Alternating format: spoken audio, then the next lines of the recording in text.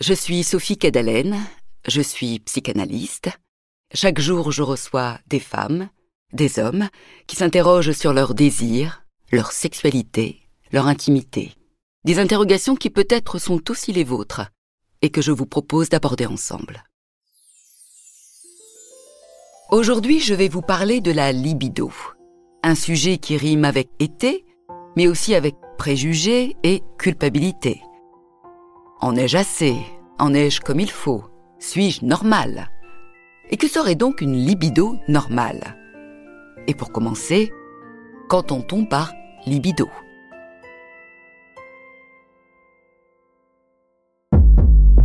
Podcast Story. Libido, c'est un terme qui a été mis je dirais à la mode, parce qu'on l'utilise tous abondamment, par Freud, qui la définissait ainsi comme dans la vie psychique de l'homme, depuis sa naissance, une force qui s'exerce, que nous appelons libido, et que nous définissons comme l'énergie de l'éros. L'éros, c'est-à-dire le désir qui nous pousse, le désir qui nous porte. Et ce que précise Freud, c'est que cette libido, même si elle est d'origine sexuelle, elle n'est pas exclusivement génitale. C'est-à-dire que ça parle de ce dont on a envie, de ce qui nous tient en vie, c'est une force vitale, mais qui a d'autres expressions pour se réaliser que les galipettes dans un lit ou ailleurs. Et cette libido, elle est tout sauf un long fleuve tranquille. Et c'est peut-être pour ça qu'on cherche à ce point à la canaliser, à l'expliquer, déjà en ayant tenté de l'expliquer selon que l'on soit homme ou que l'on soit femme, en ayant décidé que les hommes en avaient beaucoup et que les hommes avaient plus de désirs, et au sens sexuel aussi du terme, que les femmes. Mais aussi des désirs au sens du pouvoir, de domination, de tenir et diriger le monde. Ça aussi, c'est de la libido. L'envie d'eux, l'envie d'en bouffer, l'envie de conquérir, l'envie de gagner, l'envie de dominer. C'est aussi libidinal. Alors évidemment, les femmes aujourd'hui contestent cet a priori. On a essayé aussi de l'organiser par âge. Voilà, on en aurait beaucoup quand on est jeune, on n'en a plus du tout quand on vieillit. Ce qui, quelque part, nous tranquillise aussi un petit peu, cette chose qui s'agite en nous, qui nous énerve quelquefois, qui nous fait défaut aussi d'autres fois. À un moment donné, on sera débarrassé de cette inconstance, justement. Sauf que non, là non plus, ça ne marche pas comme ça. Oui, il y en a beaucoup quand on est jeune, parce qu'elle n'est pas du tout contrôlée, pas du tout maîtrisée, et puis elle ne disparaît pas quand le temps passe. Oui, ça fonctionne moins bien d'un point de vue mécanique, on le sait, on va pas le nier. Entre la ménopause pour les femmes ou l'andropause pour les hommes, peut-être qu'effectivement ça ne bande plus aussi dur, pour le dire ainsi, mais il n'empêche que les envies sont toujours là, et les envies qui ne sont pas, encore une fois, strictement génitales. L'été, par exemple aussi. On aimerait être organisé par cette saison qui fait qu'à ce moment-là, tous les magazines nous y invitent, on va s'envoyer en l'air, on va s'éclater ensemble. Sauf que nous ne sommes pas des animaux qui marchons avec des chaleurs et avec un soleil qui, justement, réchaufferait cette libido. Parce que l'été, on est aussi fatigué, on n'a pas forcément d'intimité, c'est pas parce que tout d'un coup on est ensemble qu'on a si envie que ça de se retrouver intimement. Et puis peut-être que c'est le moment aussi pour certains où on va recharger nos batteries pour retrouver une libido qui va pouvoir se réaliser à la rentrée. La libido aussi que l'on associe à la santé, avec le sentiment que si on n'en a plus, en tout cas si on n'a plus d'envie sexuelle, que si on ne fait plus l'amour, on va le payer. On va avoir un cancer par exemple. Ou que si on s'arrête un peu, peut-être que ça ne reviendrait jamais, comme une espèce de moteur qu'on arrêterait et qui ne retrouverait plus son starter. Sauf que non, ça va, ça vient, à l'image du sexuel, et ça raconte des choses très précises de soi. En fait, la libido, ça parle de soi d'abord. Est-ce que déjà on s'aime suffisamment assez soi pour pouvoir avoir assez d'appétit pour aimer l'autre et pour aimer plein de choses d'autres? Cette libido, quand on la sent effectivement défaillante, quand on la croit aussi absente, c'est sans doute le moment, c'est peut-être l'impératif de s'interroger sur « mais où j'en suis moi de ma vie ? Et de quoi j'ai envie ?»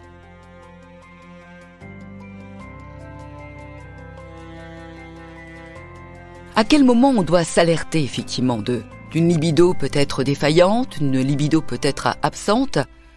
Eh bien, je dirais tout simplement quand on en souffre. La première souffrance d'une absence de libido ou d'une libido qui ne trouve pas à s'exercer, c'est l'angoisse. Et l'angoisse est notre signal qu'effectivement, il y a du désir coincé quelque part. Du désir qui ne trouve pas à se faire entendre et qui ne trouve pas peut-être d'objet pour se réaliser. Donc, faites de l'angoisse, quelque part, une alliée. Une alliée, évidemment, je ne vous souhaite pas d'en avoir, mais une alliée que quelque chose chez nous est en train de se signaler, quelque chose chez nous tire la sonnette d'alarme pour dire « ça ne va pas ». Autre chose, autre circonstance qui raconte là de manière tout à fait claire l'absence de libido, c'est la dépression. Il y a quand même de l'énergie, mais elle ne part plus vers l'extérieur, elle ne part plus vers quelque chose ou quelqu'un, mais elle se retourne contre soi, on se fait payer ce désir qui ne trouve pas à s'exprimer. Cette libido nous renvoie aussi à l'incontrôlable de nos énergies, l'incontrôlable de notre désir. On a l'impression que si on l'écoute, si on la laisse parler, elle va nous amener à faire n'importe quoi.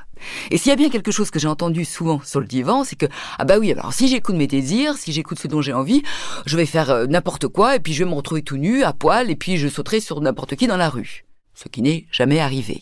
Non, mais ça veut dire que justement, on sort de ces schémas-là, on sort du comment je dois être, comment je dois désirer, pour écouter ce qui s'agite en nous, et comment ce désir se traduit chez nous.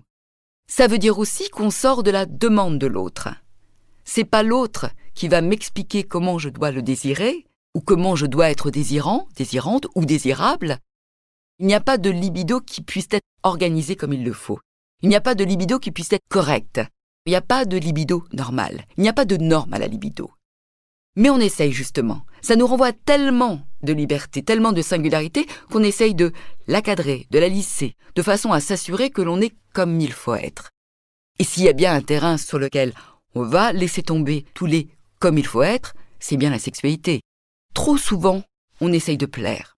Sauf qu'une sexualité épanouie, une libido libérée, c'est une libido qui se fout de plaire à l'autre, qui a envie de s'enflammer avec l'autre, mais qui ne fait pas les choses, qui ne désire pas, qui ne jouit pas pour l'autre, qui réclame d'être un petit peu, alors c'est un terme que j'utilisais avec prudence, égoïste en fait. Mais égoïste à entendre l'ego, le jeu qui parle de son endroit à soi, qui dit « j'ai envie, j'aime ça, je te propose ça », et non pas « comment faut-il que je me mette, que faut-il que je sois, quel profil veux-tu que je te montre pour te plaire et pour être comme il faut être ».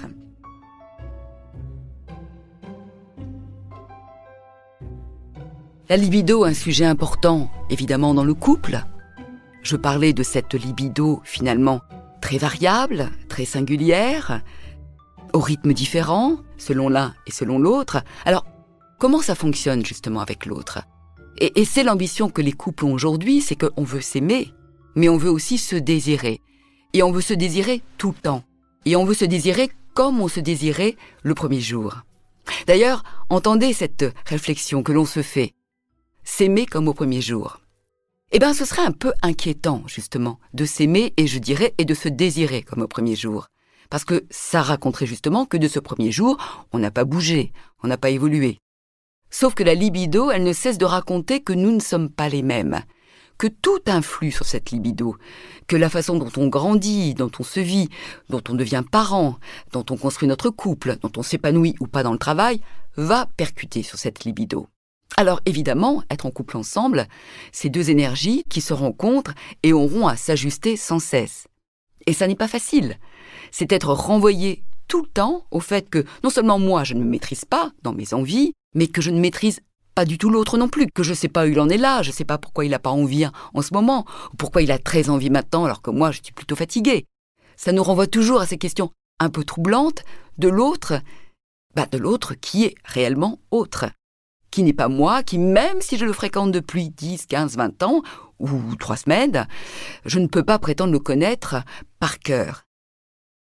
Et c'est aussi pour ça que c'est difficile, vis-à-vis de l'autre, d'exposer nos envies nouvelles, notre libido qui a changé, nos envies qui sont plus, forcément d'aller se balader, mais peut-être d'aller au cinéma. Je prends de manière volontaire un exemple a priori asexué, mais c'est de ça dont il est question, et qui va se retrouver évidemment dans la sexualité. où là j'ai envie de choses peut-être un peu plus coquines, des pratiques qu'on n'a jamais fait.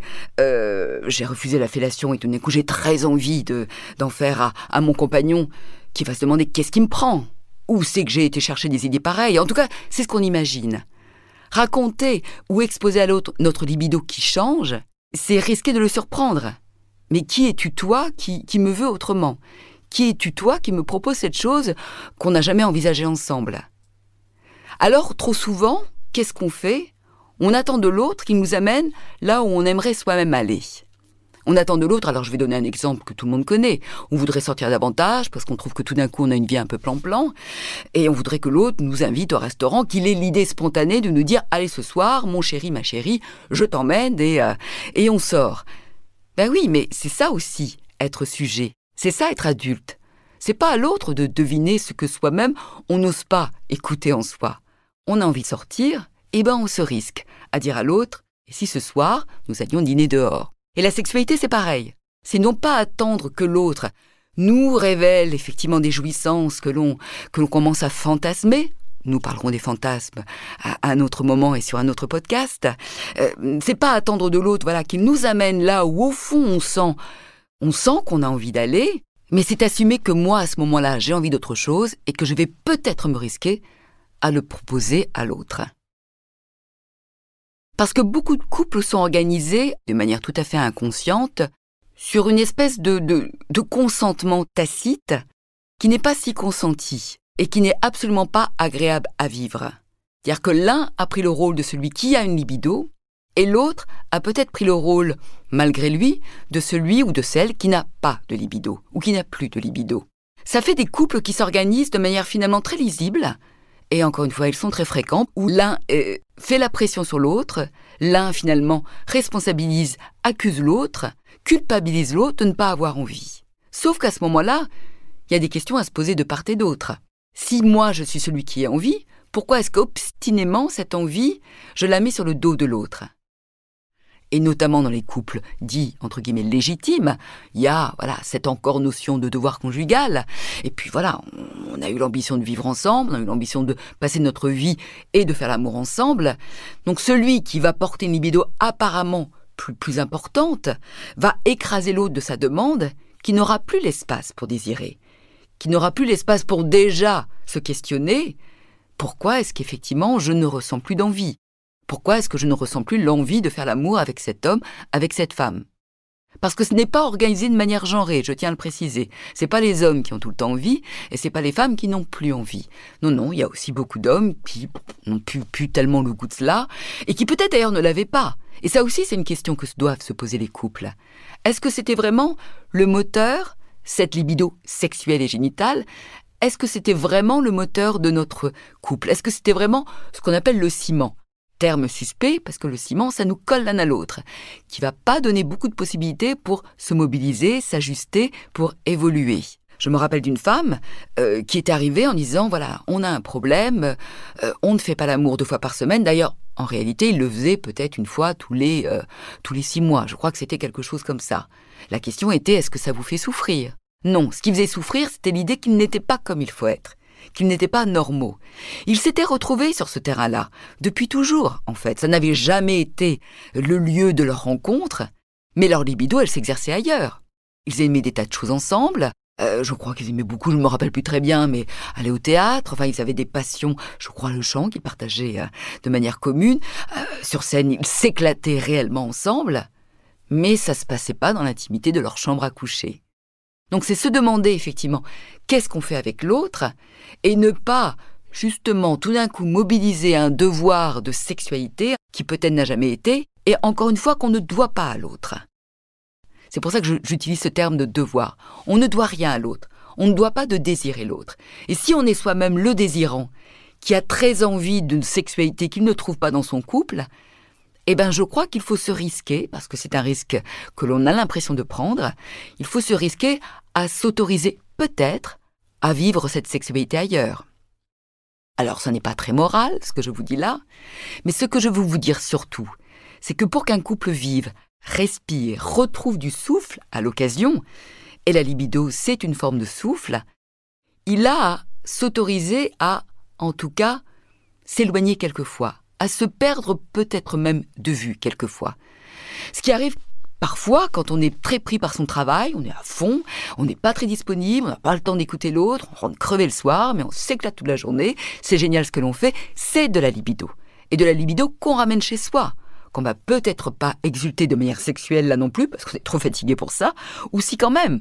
Parce que quand on a très envie, quand on est très réjoui, on trouve l'énergie aussi pour cela. Mais en tout cas, de travailler et l'un et l'autre, à se créer des univers, à se créer une autonomie, en tout cas qui fait que cette libido, elle est nourrie de l'ailleurs. Ça peut être encore une fois de notre travail, ça peut être aussi nos fantasmes, nos désirs, c'est aussi s'autoriser à regarder ce qu'il y a autour de nous. Il y en a qui ont tellement peur de cette libido qui leur échapperait qu'ils ne s'autorisent même pas à regarder d'autres que leurs autres. Non, regardons, mettons-nous un appétit, ayons envie d'autre chose pour peut-être ramener cette envie ici. Mais il n'y a pas d'obligation. Et lorsqu'on a envie d'aborder ce sujet de la libido avec l'autre, ça n'est pas si facile. Ce sont des mots difficiles à trouver, en tout cas des mots qui doivent éviter tout reproche. On ne peut parler de libido avec l'autre que si on parle de sa propre libido. Dire à l'autre « tu n'as pas assez envie », tu ne me rejoins pas sur mon terrain de fantasmagorie, tu ne me donnes pas envie. D'abord, c'est extrêmement violent, c'est extrêmement castrateur, que l'on soit homme ou que l'on soit femme. Donc, arriver à aborder ce sujet, c'est en faire un sujet personnel. C'est toujours de soi dont on doit parler, peut-être y compris de ses inquiétudes, du fait que on a l'impression que l'autre, justement, n'en a pas de libido. Est-ce qu'il va bien ? Est-ce que c'est pas le moment, justement, peut-être d'aller voir un spécialiste ? On consulte très souvent un psy pour ces problèmes de libido. C'est vraiment le terrain qui va dénoncer, qui va pointer que peut-être on n'est pas si bien que ça dans sa vie. Sauf, encore une fois, à ce que cette libido s'exulte ailleurs et que non, on se sente très bien, mais non, effectivement, c'est peut-être pas sur le terrain génital, sexuel, que on se sent le plus en vie et le plus en envie.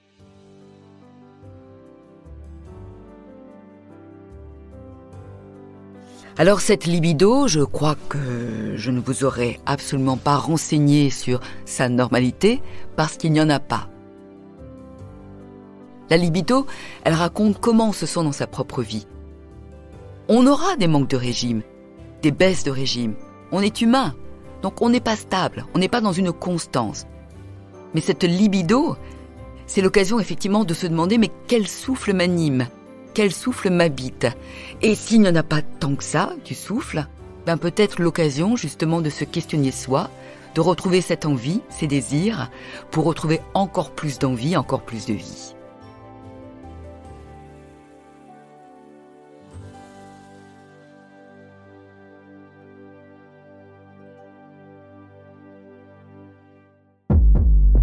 Podcast Story. On a tous une histoire à écouter. Ne manquez aucun épisode de Podcast Story. Abonnez-vous et mettez 5 étoiles sur Podcast Addict, Amazon Music ou Spotify.